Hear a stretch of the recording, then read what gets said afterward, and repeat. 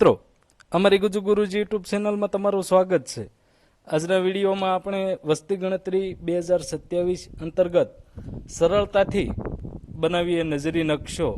નજરી નકશો જ્યારે વસ્તી ગણતરી અંતર્ગત સૌ ગણતરીદાર મિત્રોને બનાવવાનો થાય છે ત્યારે સરળતાથી અને એકદમ ઉપયોગી થાય એ રીતે નજરી નકશો કઈ રીતે બનાવવો તેની વાત કરીએ। એ પહેલાં વાત કરીએ કે મિત્રો, સેન્સસ ઓફ ઇન્ડિયા વસ્તી ગણતરી 2027ની કામગીરીમાં ચોક્કસ અને ભૂલ રહિત થાય તે માટે બ્લોકનો નજરી નકશો તૈયાર કરવો એ ખૂબ જ મહત્ત્વનું છે। અને નજરી નકશો છે એ વસ્તી ગણતરીનું પ્રથમ પગથિયું છે। ત્યારે નજરી નકશો એટલે કોઈ ચોક્કસ માપ વગર દોરેલો, હાથથી દોરેલો નકશો જે ગણતરી કરનાર ગણતરીદાર છે તેને પોતાનો વિસ્તાર ઓળખવામાં પણ મદદ કરશે। આગળ વાત કરતા પહેલાં આપણે એઆઈ જનરેટેડ નકશાની વાત કરીએ। અહીં મિત્રો તમે એક સરખા બે નકશા જોઈ શકો છો।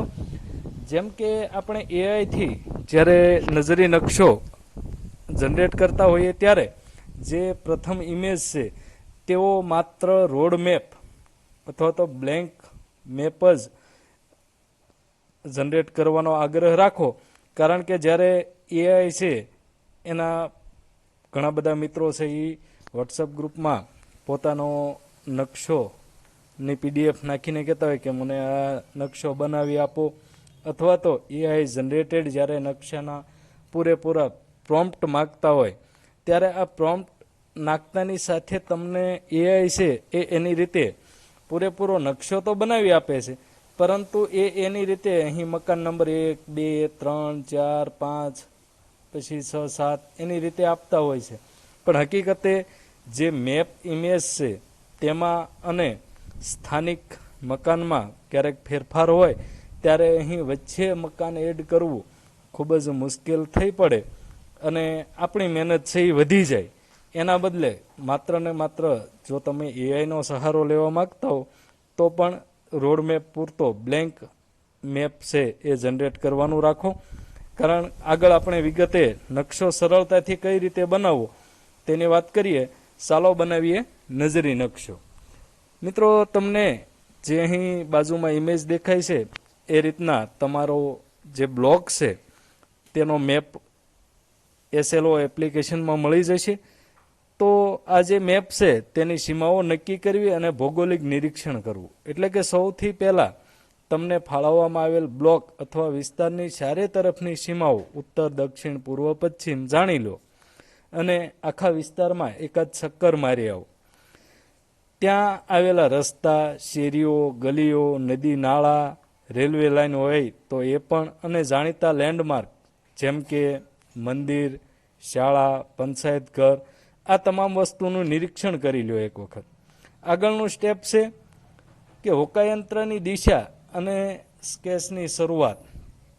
મિત્રો, આપણે છે એ ઉત્તર પશ્ચિમ દિશામાંથી છે એ શરૂઆત કરવાની હોવાથી અને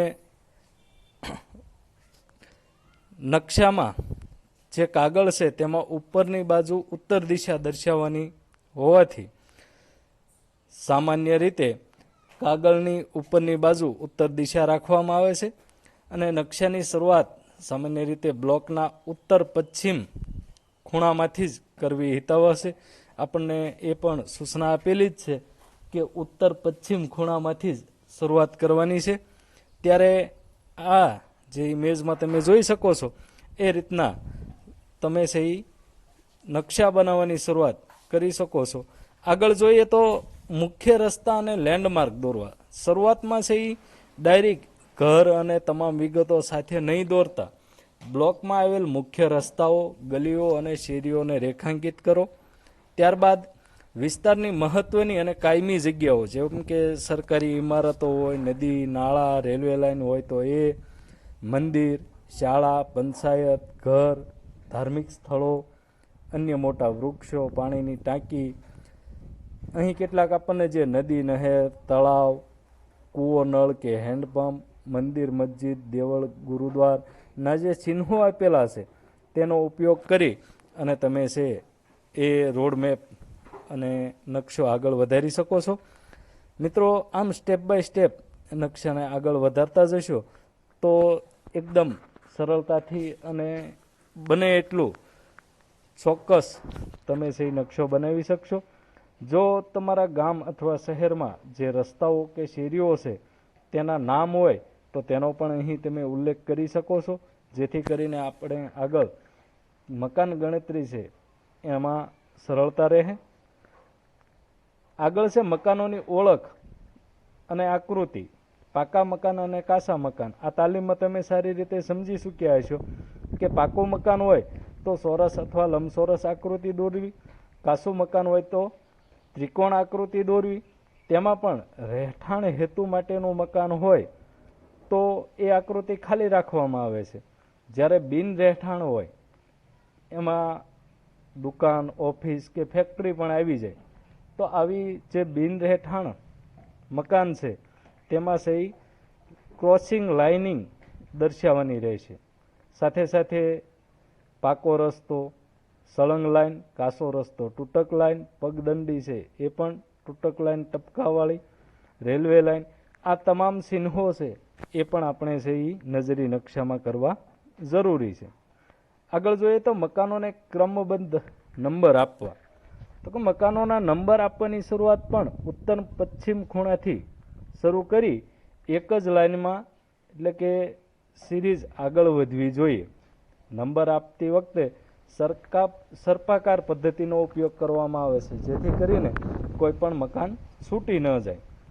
નકશામાં દરેક મકાનની આકૃતિની અંદર અથવા તો તેની બાજુમાં તેનો વસ્તી ગણતરીનો નંબર, દાખલા તરીકે 1, 2, 3 લખો અને અહીં જે તમે એરો જોવો છો તેવો એરો પણ દર્શાવવો જરૂરી છે.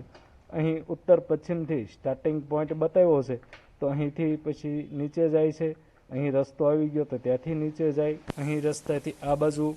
આમ જે રીતે તમે સર્પાકાર હાલતા હો તેમ એરા દર્શાવવા એ ખાસ જરૂરી છે. આગળ જોઈએ મિત્રો, તમારો બ્લોક જ્યાં પૂરો થતો હોય, તમારા બ્લોકની સરહદ પૂરી થતી હોય ત્યાંથી બાજુના બ્લોકના નંબર, જો તમને નંબર ખ્યાલ ન હોય તો તેનું નામ લખવું જરૂરી છે. અને જે પ્રાથમિક વિગત છે તેમાં રાજ્ય, જિલ્લો, તાલુકો, પછી ગામ અથવા વોર્ડ, નકશો તૈયાર કરનારનું નામ, સહી અને તારીખ, સુપરવાઇઝરનું નામ, સહી અને તારીખ, આટલી વિગત ભરી અને તમે છે એ આવો શાનદાર અને સરળતાપૂર્વક ચોકસાઈથી અને આપણને મકાન ગણતરીમાં ખૂબ જ ઉપયોગી થાય તેવો સરસ મજાનો નજરી નકશો બનાવી શકો છો. સમગ્ર વસ્તી ગણતરીની પ્રક્રિયા દરમિયાન તમને પડતી મુશ્કેલીનો અમે સરળ ઉપાય રૂપે વિડીયો આગળ બનાવતા રહીશું. તો એના માટે ચેનલને સબસ્ક્રાઈબ કરી રાખો અને આ વિડીયો બને એટલા ગણતરીદાર મિત્રોને શેર કરો. આપ સૌનો ખૂબ ખૂબ આભાર.